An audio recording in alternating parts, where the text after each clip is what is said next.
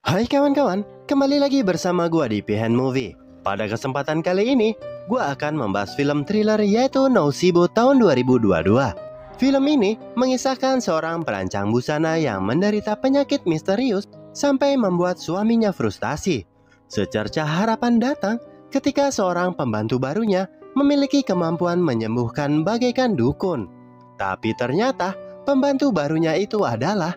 Daripada penasaran, mending kita masuk aja ke pembahasannya.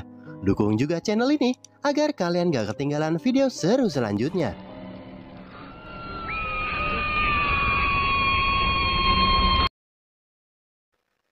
Scene diperlihatkan kesibukan keluarga kecil pada pagi hari. Sang istri yang bernama Christine berpamitan kepada suaminya yaitu Felix untuk mengantarkan ke sekolah anak perempuannya yang bernama Roberta.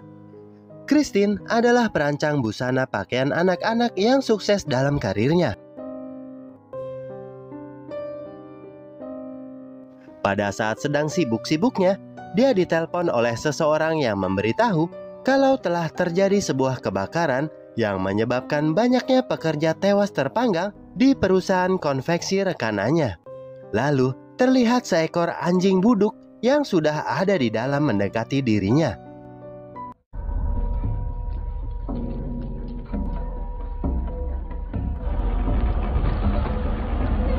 Entah hanya halusinasi atau apa, tapi di tengkuknya terdapat kutu dari anjing misterius tadi yang menempel. Lalu film pun baru dimulai. 8 bulan setelah kejadian tadi, Christine mengalami gangguan kesehatan yang menyebabkan dirinya selalu menggunakan selang oksigen ketika tidur. Tak hanya itu, konsumsi obat-obatan menjadi rutinitas wajib yang harus dijalani. Semenjak itu juga, dia menjadi pelupa dan tak dapat mengendalikan tangannya jikalau penyakitnya kambuh. Sesampainya di rumah, dia kedatangan tamu yang mengaku telah dipesan dirinya untuk melakukan pekerjaan rumah. Dia bernama Diana. Dan karena salah satu penyakitnya pelupa akut, dia tak ingat sama sekali kalau telah memesan pembantu tersebut.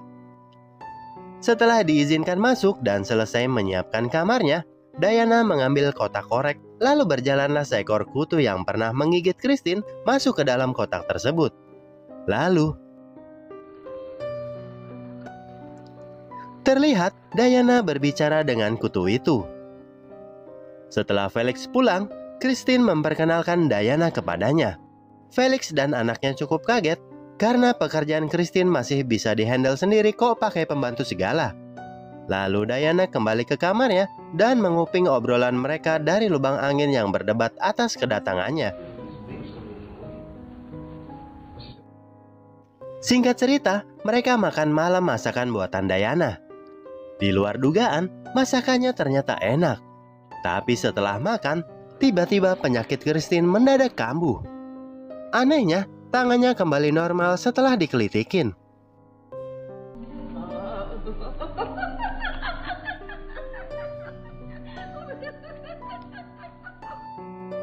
Di tengah malam, Diana memasuki ruang galeri milik Christine. Setelah melihat potongan koran yang terdapat Christine bersama seorang anak kecil, dia langsung sedih seakan-akan mengenali anak tersebut. Pada keesokan paginya, Christine menunjukkan jalan ke sekolah Roberta kepada Diana agar seterusnya dia yang mengantar anaknya.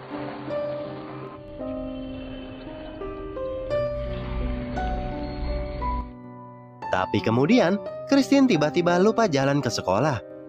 Rupanya, penyakit linglung yang dideritanya kambuh kembali. Karena hanya beberapa meter saja sampai, mereka pun melanjutkan dengan berjalan nyeker.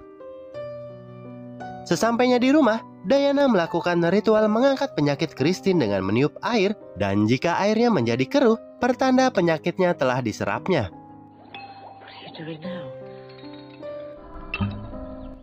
Di sini, Diana cerita bahwa dirinya bisa meredakan penyakit karena ilmu yang didapat dari nenek-nenek yang gak dia kenal ketika kecil. Lalu benar saja, getaran di tangannya hilang dan membuat Christine ingin menceritakan keajaiban ini kepada Felix. Dari ventilasi, Diana menguping obrolan mereka kembali. Di sini, Felix tak percaya kepada hal-hal dukun atau semacamnya karena menurutnya itu adalah perbuatan syirik. Tapi Christine gak peduli, dia malah minta diterapi untuk menghilangkan penyakitnya yang kadang kambuh itu. You must allow me in, Christine. I will prepare you to face it. Di keesok paginya, Christine mencari obat yang biasa dia minum. Tapi secara mengejutkan, Diana memberitahu kalau Christine telah membuang obatnya dan tak ingat karena penyakit linglung yang dideritanya. Di sini, terjadi kebingungan apakah benar istrinya telah lupa.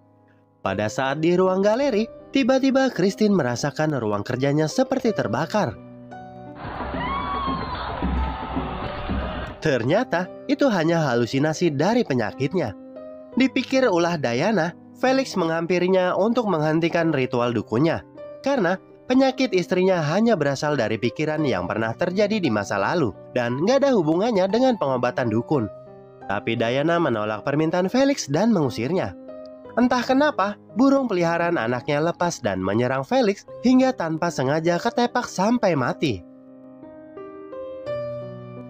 Setelah mengetahui kematian si burung, Roberta sangat sedih karena hewan itu adalah teman satu-satunya di rumah.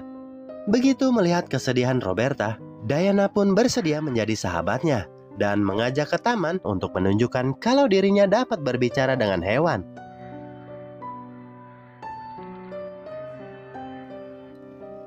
Di rumah, Felix diam-diam memasuki kamar Diana dan menemukan foto Diana bersama anak perempuannya.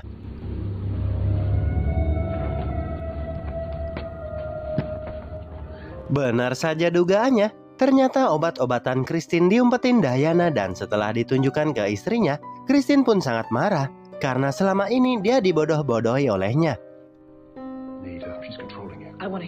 Setelah diusir, Diana melepaskan kembali kutu yang ditemukannya sambil berbisik bahasa kutu. Dan karena sudah akrab, Roberta sangat sedih sambil menahan Diana untuk jangan meninggalkan dirinya. Lalu Diana bilang, "Jika aku ingin selamanya bersamamu, maka kamu harus menfitnah ayahmu."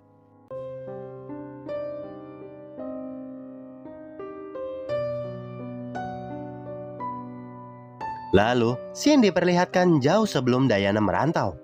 Ternyata, dia adalah buruh di perusahaan konveksi yang selalu membawa anak perempuannya ketika bekerja. Kembali ke masa kini, pada saat akan tidur, seekor kutu raksasa mendekati dirinya dan itu hanya halusinasi. Di keesok paginya, Roberta berbicara kepada ibunya kalau selama ini yang ngumpetin obat bukan Diana melainkan ayahnya. Tentu saja Roberta berbohong karena disuruh Diana untuk menyingkirkan Felix agar bisa kembali ke rumah ini. Setelah berantem hebat, Felix yang tak diberikan kesempatan bicara akan tidur di ruangan terpisah. Tapi tiba-tiba, seekor burung yang mirip seperti burung anaknya menyerang hingga menyebabkan dia jatuh dan dilarikan ke rumah sakit. Dan benar saja, di saat kondisinya kian buruk dan Felix sudah disingkirkan, Diana datang kembali seolah-olah menjadi malaikat penolong atas penyakit Christine saat ini. Lalu, dimulailah ritual penyembuhan dengan menyuruh Christine menjahit. Tiba-tiba, scene berpindah ke masa lalu di tempat konveksi Diana yang kedatangan Christine. Di sini, baru diketahui kalau busana baju Christine memesan kepada perusahaan konveksi tempat Diana bekerja. Untuk menjaga barang miliknya dari pencurian, Christine menyuruh bos di konveksi ini agar mengunci pintunya. Ternyata, anak kecil yang berada pada awal video adalah anak dari Diana. Karena ruangannya pengap, dia keluar untuk membeli es kelapa, dan si bos mengunci pintu gerbang sesuai permintaan Christine barusan.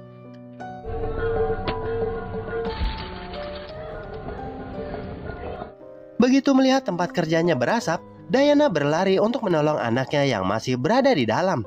Tapi naasnya, karena telah digembok, semua karyawan di dalam tak ada yang bisa keluar dan tewas terpanggang termasuk anaknya.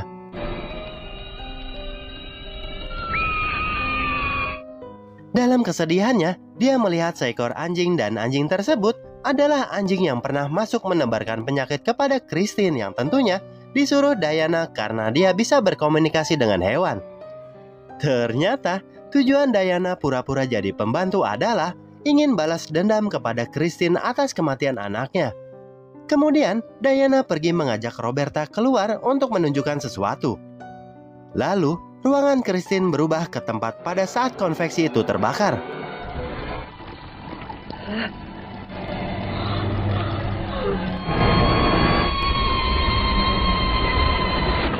Felix yang baru pulang masuk ke rumah dan melihat istrinya tewas terpanggang.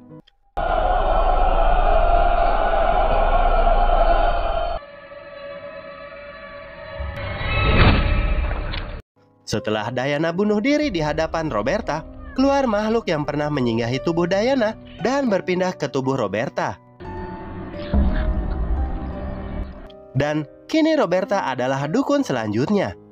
Lalu film pun berakhir. Yang awal tujuan Christine hanya agar produk pakaian dia tak ketilep, menyebabkan karyawan konveksi beserta anak perempuan Diana tewas. Dia yang sakit hati ini pun menyuruh anjing menyebarkan penyakit aneh kepada Christine, yang kemudian dia berpura-pura menjadi pembantu untuk balas dendam atas kematian anaknya. Padahal sih kalau dipikir-pikir itu salah bosnya. Kenapa kipasnya dikeplak? Kalau nggak akan terbakar. Yoslah, sampai di sini dulu gua pamit. Jangan lupa follow Instagram gua dan sampai jumpa di video gua selanjutnya. See you later and bye.